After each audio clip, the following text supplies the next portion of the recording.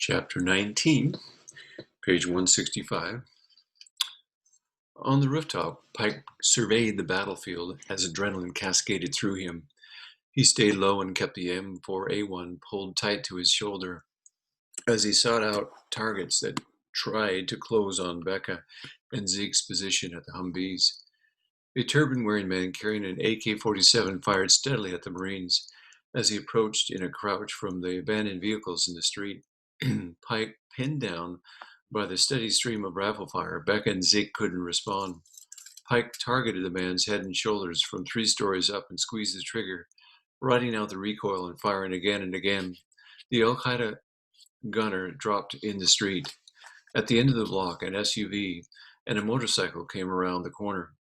In the next instant, the motorcyclist exploded, and the SUV rolled over, sliding into a building and taking out civilians along the way. A man tried to scramble from the doomed vehicle, but bullets struck him and he dropped back inside. One of the terrorists, chewing through the civilians, turned his attention to the stricken SUV. Pike tried to bracket the man with his rifle, but he couldn't get a clear shot between stalled vehicles and civilians still on the street. Page 166. The Al-Qaeda gunner strode to the side of the SUV and peered inside. Pike got his sights set on the man as the Tango shoved his rifle barrel into the vehicle and started hosing the occupants. Pike squeezed the trigger and readied himself for the second shot. The Al-Qaeda warrior dropped to the street in a half-crouch, wounded but still in play.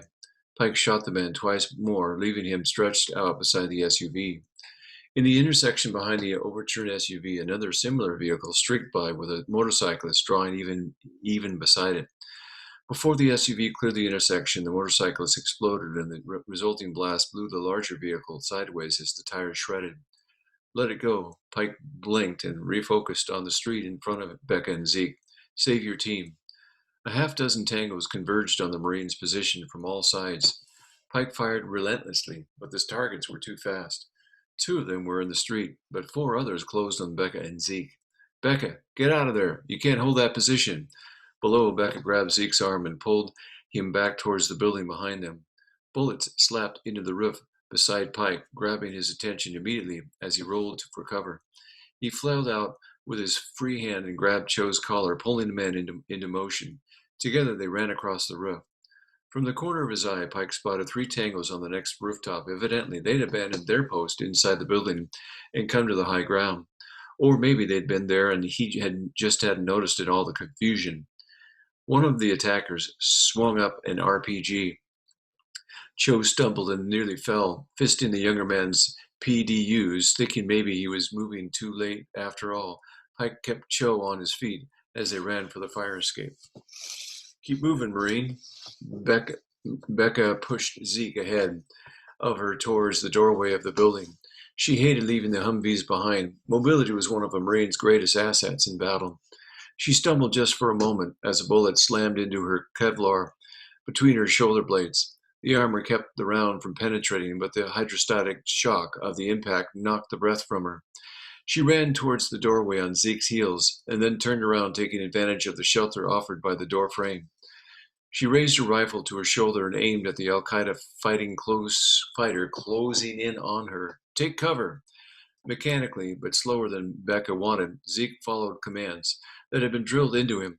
He planted himself on the other side of the doorway, back against the wall, and brought his rifle up. Thinking of Travis and her granny, and how much she wanted to stay alive to go back home to them, Becca fired her weapon in short, controlled bursts. One of the Al-Qaeda warriors pulled up, staggered, then dropped. The others hunted for cover around the Humvees, and Becca found herself shooting her own vehicle while trying to target her enemy.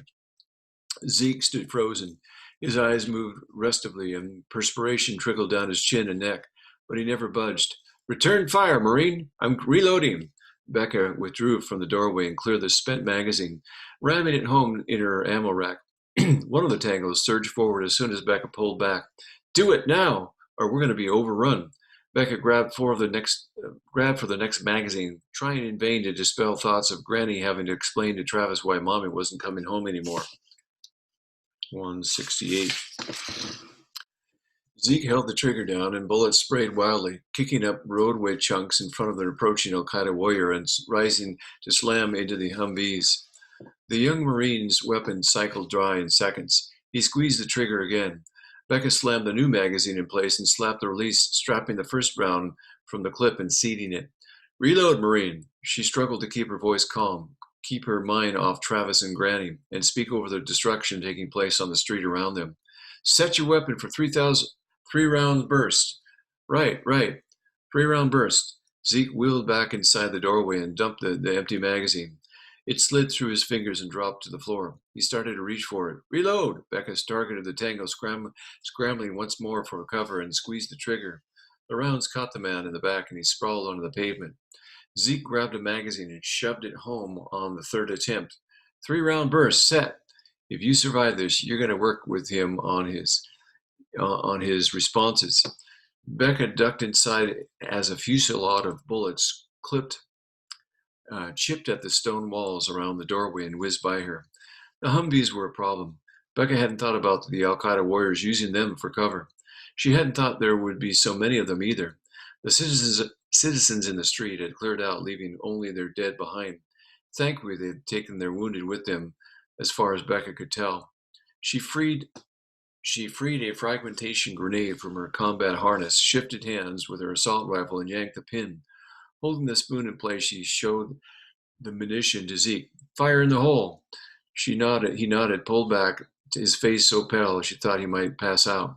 Squatting, Becca rolled the grenade into the street, giving it just enough propulsion to place it under the Humvees. Then she ducked back and changed hands with the M4A1 again, counting down.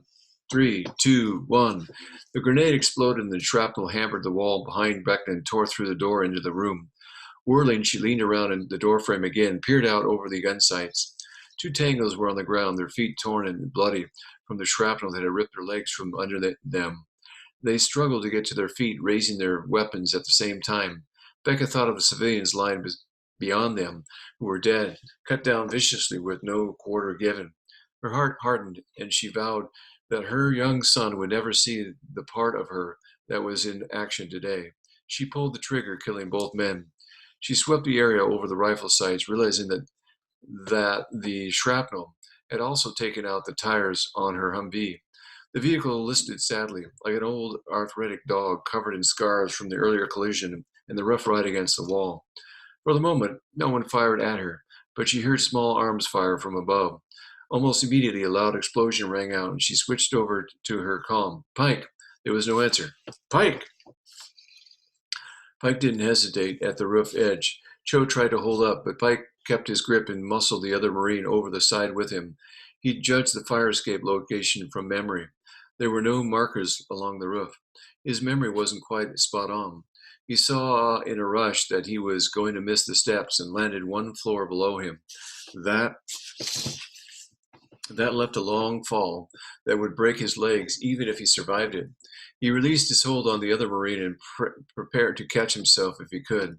Cho was on the mark, falling in a painful collapse on the bottom of the steps, just short of the landing. Flailing with his free hand, not willing to lose hold of his rifle, Pike caught the railing in an iron grip. His shoulder threatened to come apart as his body weight hit the end of his arm. For a moment, he thought his hold was going to slip, but it clung fast, feeling the rusted metal bite into his palm like a rat's teeth. He pendulumed and slammed into the landing. His helmet kept him from breaking his skull, but the impact banged his goggles into his right cheek hard enough to split the chin. Warm blood tracked down his face.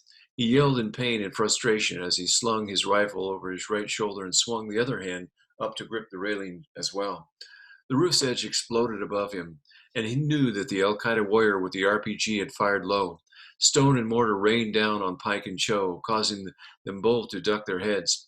A few large pieces thudded off Pike's helmet and hammered his back and shoulders. Bright pain seared through him, but he held on. The blast left him mostly deafened. Smoke drifted over him, and he realized the fire escape was no longer flush against the building. The metal latticework vibrated as it gaped 2 feet from the wall. Pike hung crookedly, nothing below him. Cho! The other Marine lay with his hands over his head. Pike didn't know if the man was dead or unconscious. Cho! Yeah, Cho shifted, then started coughing violently. Get up, or you're a dead man. Pike swung hand over hand along the fire escape till he was mostly above the second-story landing. He rocked forward once to build up some momentum, and then on the second forward progression, he let go.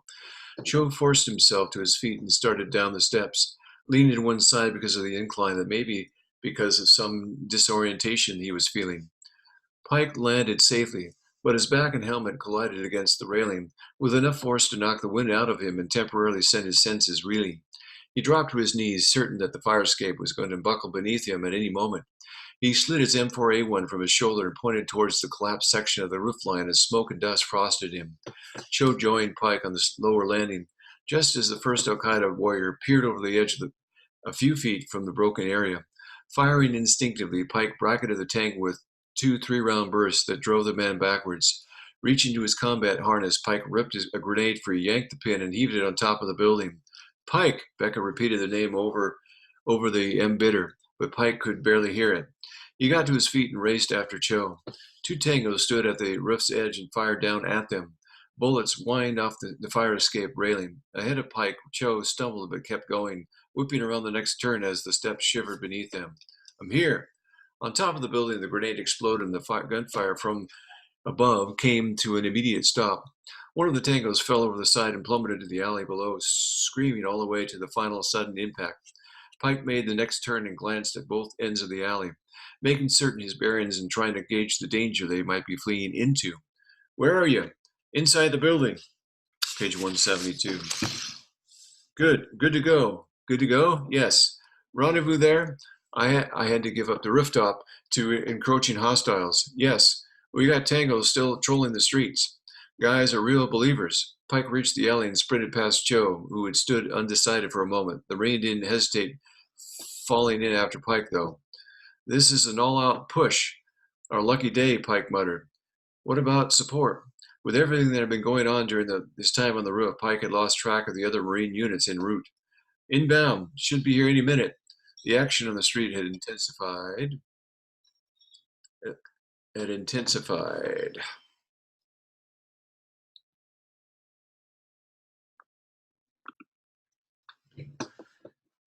The action on the street had intensified.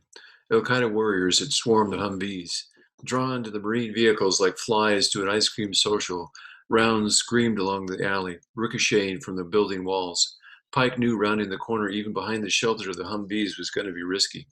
He paused at a doorway in the alley, 30 feet from the corner, and tried the doorknob. It was locked. Coming through the back door. Affirmative. We've not cleared that area. Roger that. Stepping back from the door, Pike rammed his boot twice beside the lock before the door splintered and gave way. He rushed into the gloomy shadows that filled the building. The building had been a laundry at one time. Ancient machines covered in rust lined the walls and filled the center of the open area. Several of the units were in pieces, scattered across other washers, evidently the work of scavengers. Laundry bags lay in disarray, all of them picked over. Everything in the room had been burned, and the air remained thick with the stink of old smoke. Pike didn't know if the building was the site of a bombing or if the area had gone up in flames through the predations of an arsonist. All that was left was ruins. He went forward, jogging through the debris. He pulled up the scarf around his neck to cover his mouth and nose so he wouldn't suck up too much dust and ash. The fabric blunted the smoke stench only somewhat. The door in the end of the room had charred but hadn't burned down. Pike figured a fire brigade had arrived in time, or maybe the plumbing had saved what was left of the room. Scorch marks and smoke damage webbed the walls. The fire had eaten through the roof and laid bare the electrical wires, which looked leprous without their protective coating in many places. Pike smashed his foot into the door and it shuddered open, revealing 3 Al Qaeda warriors in the hallway.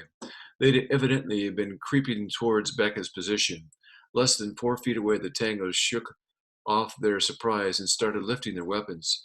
Knowing Cho was behind him and any kind of retreat would leave them flat-footed, and that exchanging shots in the hallway wasn't in his favor, Pike lowered his head and charged. His helmet caught the lead tango in the face, breaking his nose.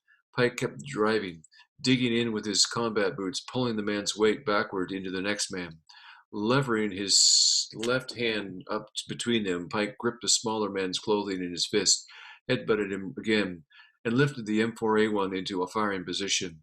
The Al Qaeda warrior behind the first man opened fire, striking his own man in his fear. Pike fired two 3-round bursts into the shooter's chest, and then bulldozed the two men again. The first man took down the second, leaving them both tangled on the ground.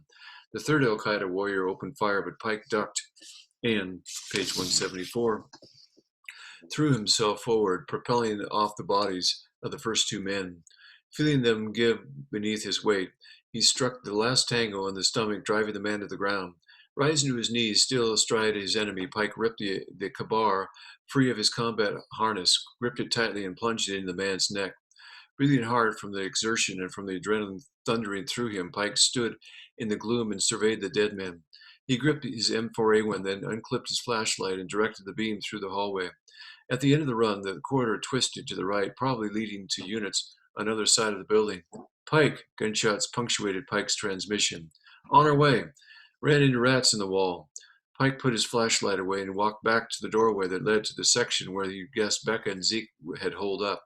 He opened the door, grateful that it opened easily enough with a squeal of rusty hinges, and resentful because it didn't offer much in way of protection. Several splintered holes in the surface that let light through underscored its weakness. Pike and Cho stepped through into another section of the building that had been a shop of some kind, probably a grocery store. Empty shelves lined the walls, but empty cans and boxes had once contained foodstuffs were among the debris littered over the floor. Posters and advertising products occupied some of the wall space. Becca and Zeke stood in the doorway, firing unevenly. Becca called out orders to the Green Marine, managing the rhythm of suppressive fire as much as she was able. Pike paused just long enough to find a broken board and ram it under the interior door's edge so that anyone trying to get into the room would have a hard time, and his team would at least have some kind of warning before that happened. Of course, shooting through the door remained just as easy. Cho, on me. Pike advanced to the empty space in the front of the shop that had once been occupied by a large plate glass window. He waved Cho to the right side, setting up the left and pulling the M4A1 to his shoulder. The Al Qaeda fighters had concentrated their efforts on the Marine vehicles. Drawn by the scent of blood, certain of their place in heaven for dying in their jihad, they came on. Pike counted at least 7 of them as he snapped off shots to break and advance across the street. Snipers still occupy the upper floors of buildings across the street, adding to the danger. Movement at the end of the street to Pike's right drew his attention to the 3 Marine Humvees rolling in the area. 50 cal machine gunners on the Humvees' rear decks took aim, and the heavy caliber fire peeled along the street. Still, the sniper nest along the buildings on the other side of the street remained dangerous. Pike hated the idea that the Marines were headed into that deadly line of fire. He pulled back from the window. Becca keyed her radio. Indigo teams, be advised that you have snipers in buildings on the west side of the street. She shifted as she spoke, trying to elevate her weapon to target the snipers. Even then, the 556 rounds weren't going to do much damage unless she hit the tangos. Hold your position, or you're going to roll into them. Pike tapped Beck on the shoulder. Cover me. She glanced at him, worry etched in her face. Where are you going? He's out there. Heath, not Lieutenant Bridger. The casual reference didn't surprise Pike. He'd picked up on some of the undercurrent of attraction between Becca and the lieutenant when they were together in Somalia. He was surprised she had gotten so at ease with the officer because they came from different worlds. There was scuttlebutt up 75, 176, and down the grapevine that Heath Bridger had done some legal work for her in civilian life, but nothing more. Pike nodded and brushed sweat from his eyebrows, not surprised that his hand came away stained with blood. I know, and if they keep coming, they're going to roll right under those enemy guns. I'm going to even up the odds a little. How? Hunkered behind Becca, Pike nodded at the Humvees.